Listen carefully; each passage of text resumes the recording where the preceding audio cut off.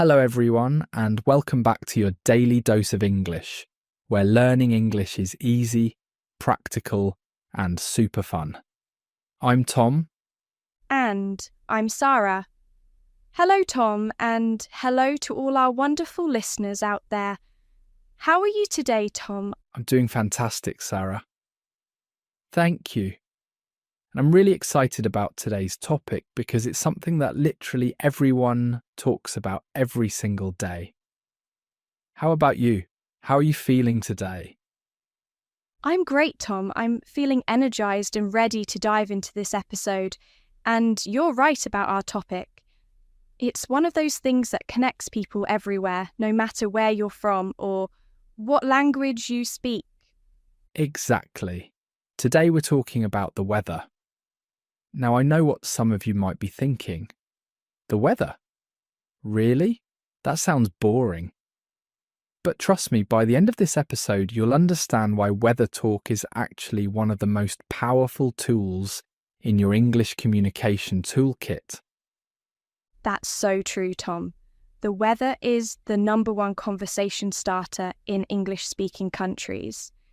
It's safe, it's universal, and it's something everyone can relate to.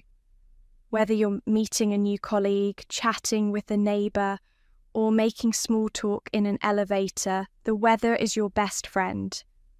Absolutely. And before we jump into all the amazing phrases and expressions we're going to teach you today, we have a small request. If you're enjoying your daily dose of English, please take a moment to subscribe to our channel. Hit that subscribe button. Yes, please do. And give this episode a like. It really helps us reach more English learners around the world. And if you know someone who's learning English, share this episode with them. We're all in this journey together. Perfect. Now, Sarah, let me ask you a question. Why do you think English speakers talk about the weather so much? Like, is it really that interesting to discuss if it's sunny or cloudy? That's a great question, Tom. The truth is, it's not really about the weather itself. It's about connection. When you comment on the weather, you're creating a comfortable, neutral space to start a conversation. You're showing that you're friendly and open to chatting. Exactly. It's a social tool. In English-speaking cultures, especially in places like the UK, the US, Canada and Australia, weather small talk is almost like a ritual. It's how we break the ice, fill awkward silences, and show politeness. And the beauty of it is that it requires zero personal information. You don't need to know anything about the person. You don't need to share anything too personal. You just look outside, make an observation, and boom, you've started a conversation. So true. Now let's get practical. Let's talk about the most common and useful weather expressions that you can use every single day. Sarah, let's start with the basics. How do we describe different types of weather? Great idea. Let's begin with sunny weather, because everyone loves a beautiful, sunny day. If the sun is shining brightly, you can say, "It's sunny today," or "It's a beautiful day," or "What a gorgeous day." These are all positive, cheerful ways to describe good weather. I love those. And you can also say, "The sun is out," or "It's bright and sunny." If you want to be more enthusiastic, you might say, "It's absolutely stunning outside," or "We couldn't ask for better weather." Those are perfect. Now, what about when there are clouds? If the sky is covered with clouds, we say, "It's cloudy today," or "It's a bit overcast." Overcast is a great word that means the sky is completely covered with clouds, but it's not raining yet. Yes, overcast is very useful. You might hear someone say, "It's a bit grey today," or "The sky is pretty cloudy." And if it looks like it might rain soon, you can say, "It looks like rain," or I think it's going to rain. Exactly. And speaking of rain, let's talk about rainy weather. This is super common, especially in places like London or Seattle. If it's raining, you can simply say, "It's raining," or "It's a rainy day." Right, but there are different levels of rain, and English has specific words for each. If it's raining just a little bit, very lightly, we say it's drizzling, or there's a light drizzle. Drizzle is that very fine, light rain. Yes, drizzle is such a useful word. But if it's raining really hard, with big drops coming down fast, we say it's pouring, or it's pouring rain, or my favourite, it's raining cats and dogs. Ha! Raining cats and dogs. I love that expression. It's a funny idiom that means it's raining extremely heavily. You might also hear it's bucketing down in British English, or it's coming down in sheets, which means the rain is so heavy it looks like sheets of water. Those are brilliant. And if there's a storm with thunder and lightning, we say there's a thunderstorm, or it's stormy outside. You might hear someone say, "Did you hear that thunder?" Or "That lightning was so bright." Storms are exciting but can be a bit scary. Now let's talk about temperature. How do we describe if it's hot or cold? Sarah, what would you say on a really hot day? On a hot day, I might say, "It's hot today," or "It's really warm," or if it's extremely hot, "It's boiling," or "It's scorching hot." Those last two are more dramatic and show that it's uncomfortably hot. Yes, and in American English you might hear it's sweltering, which means it's hot and humid, making you sweat. Or people might say it's a real scorcher today, meaning it's an extremely hot day. Great examples. Now, what about cold weather? If it's cold, you can say, "It's cold today," or "It's chilly," which means it's a bit cold, not freezing, but cool enough that you need a jacket. Right. And if it's extremely cold, you can say it's freezing, or it's freezing cold, or it's absolutely frozen outside. You might also hear it's bitter cold, which emphasises how unpleasant and harsh the cold feels. Yes, and don't forget about snow. If it's snowing, we say, "It's snowing," or "It's a snowy day." You might also hear, "We got snow last night," or "There's snow on the ground." And if there's a big snowstorm with lots of wind, we call it a blizzard.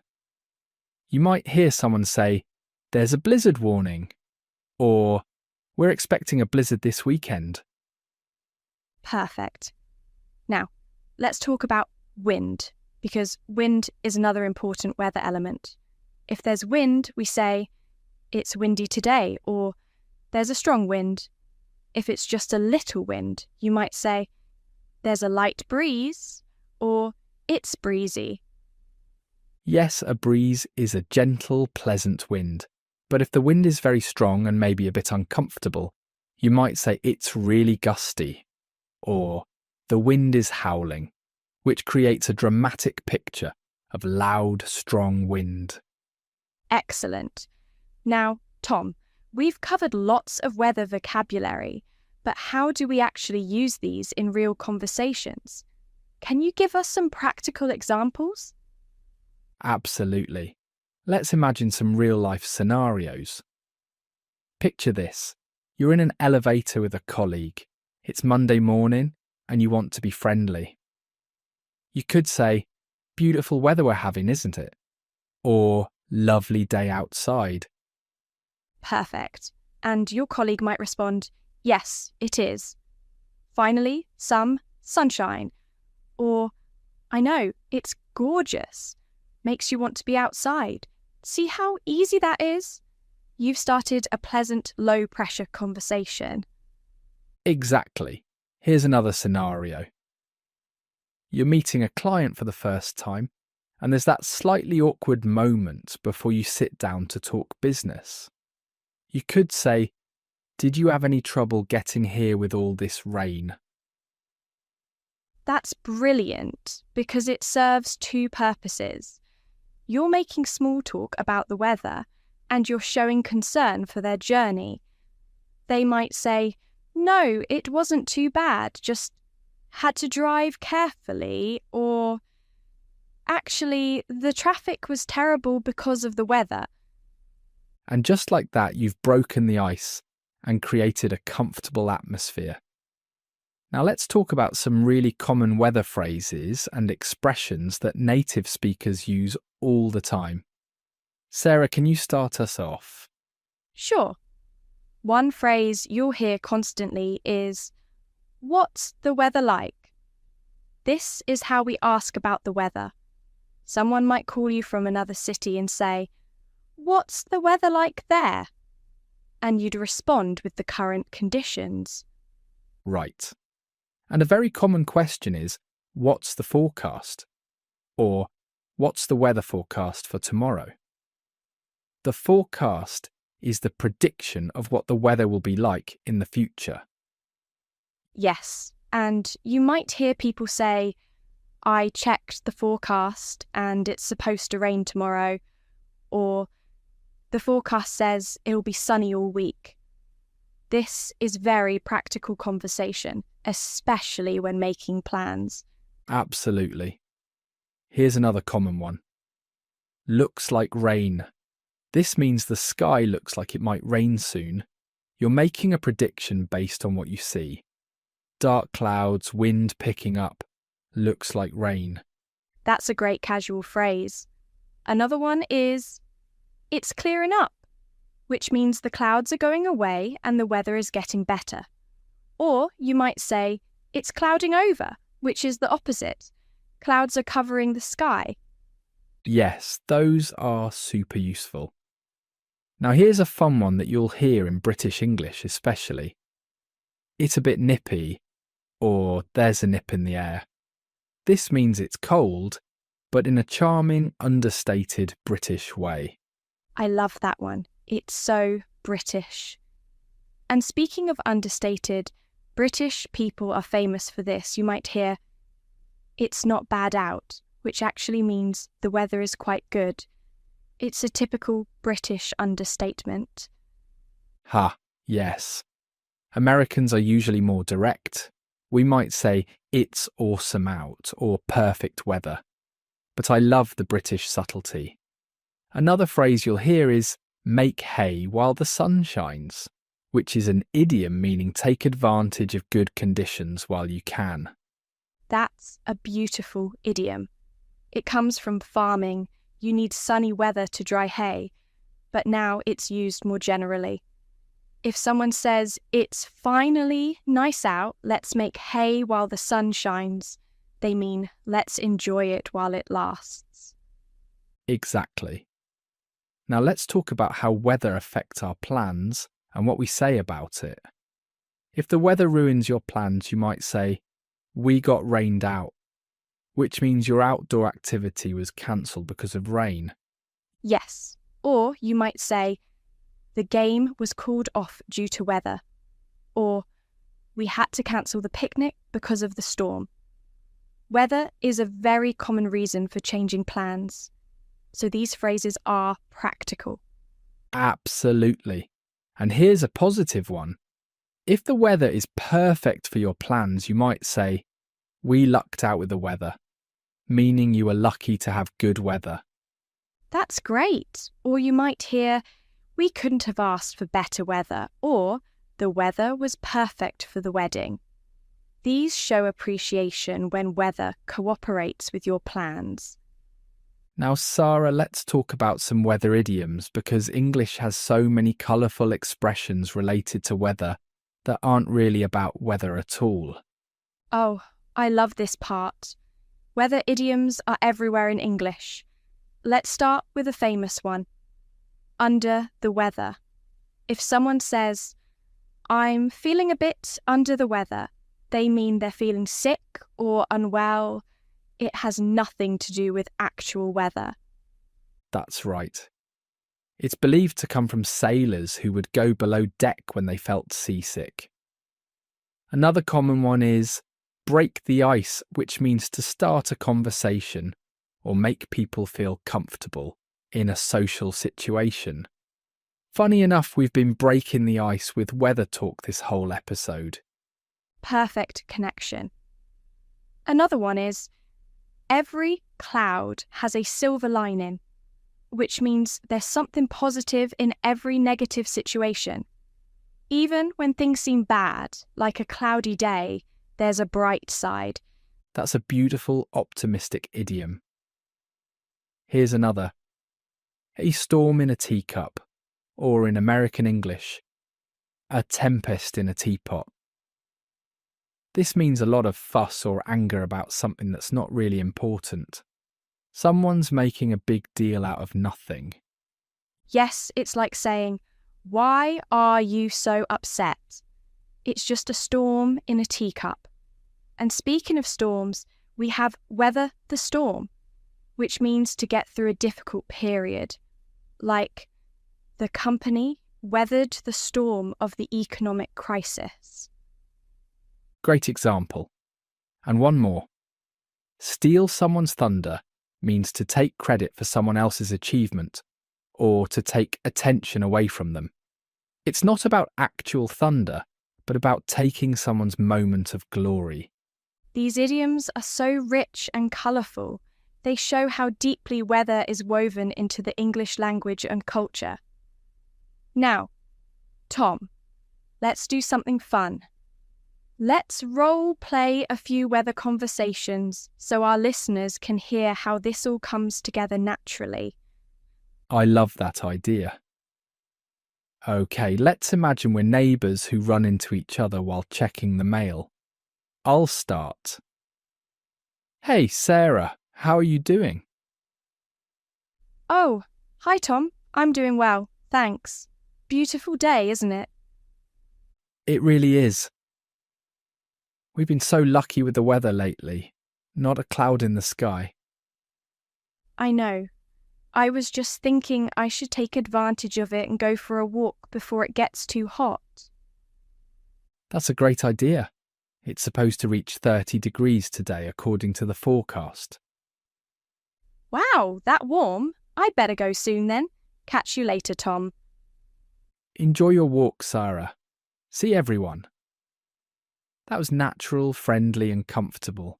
Weather talk made the interaction smooth and pleasant. Perfect example. Now, let's try another scenario. We're colleagues in the office on a Monday morning. Tom, why don't you start this one? Morning, Sarah. How was your weekend?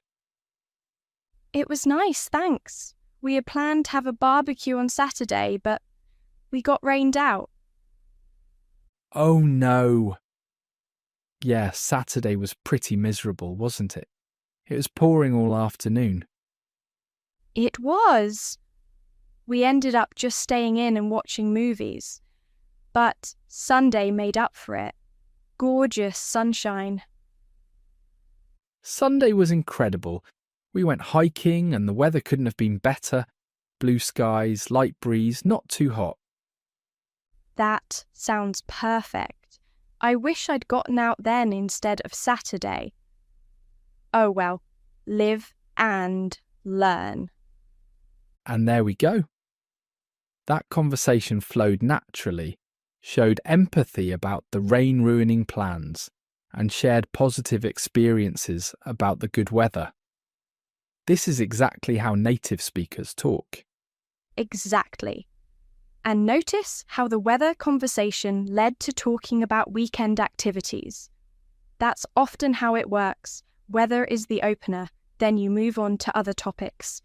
It's a bridge. Absolutely.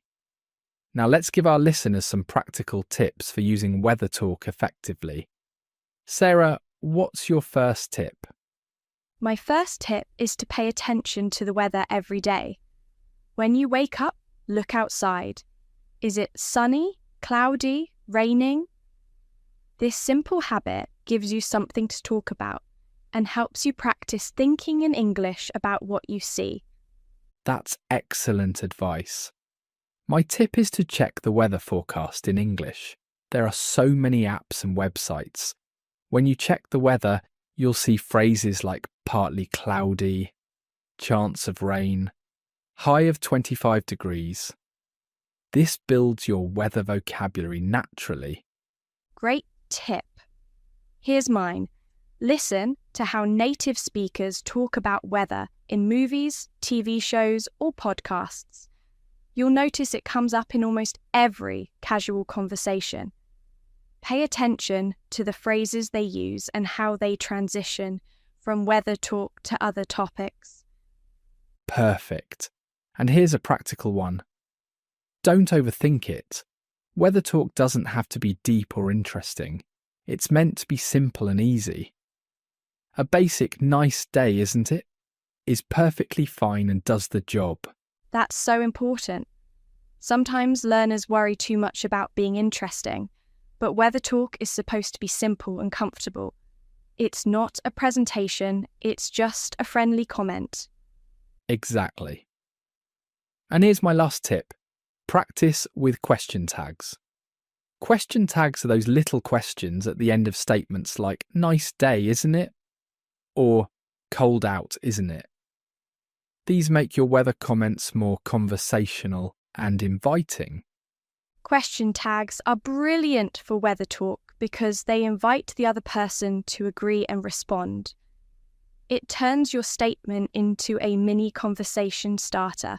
Absolutely. Now, before we wrap up, let's talk about cultural differences because weather talk varies a bit depending on where you are in the English-speaking world. That's a great point. In the UK, weather talk is absolutely everywhere. British people are famous for talking about the weather constantly. It's almost a national obsession because the weather in Britain changes so frequently.